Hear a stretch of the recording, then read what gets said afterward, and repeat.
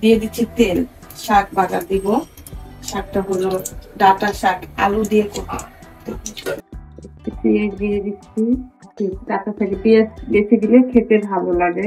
রসুন দিয়ে দিচ্ছি, কাঁচামরিচ দিয়ে দিব।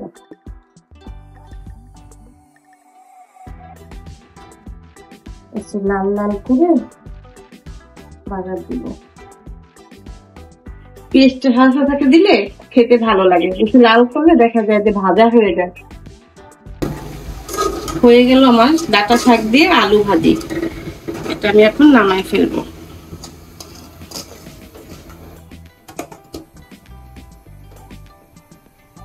চিংড়ি মাছ ভাজার জন্য দিয়ে দেবেন তেলটা। এখন চিংড়ি মাছটা ভেজে নিব।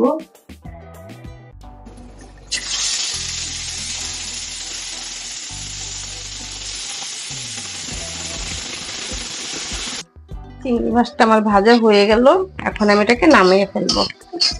ডাঁটা দিয়ে চিংড়ি মাছ দিয়ে রান্না করবো। বসিয়ে দিলাম কড়াইটা, দিয়ে দিচ্ছি তেল।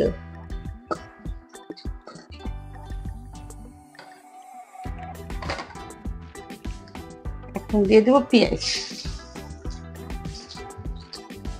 দিয়ে দিচ্ছি দিয়ে দিচ্ছি মশলাটা। হালকা মরিচ, হলুদ, আদা, রসুন, লবণ।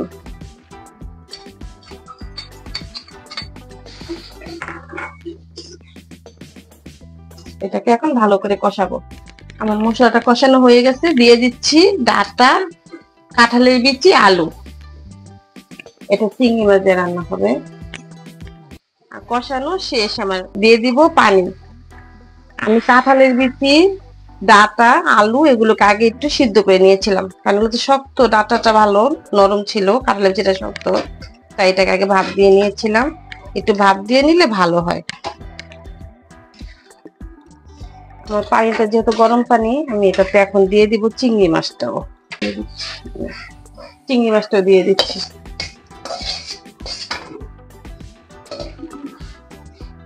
চিংড়ি মাছের সাথে ডাঁটা, কাঁঠালের বিচি, একটু আলু দিলে খেতে খুব ভালো লাগে, মাখা মাখা হয়।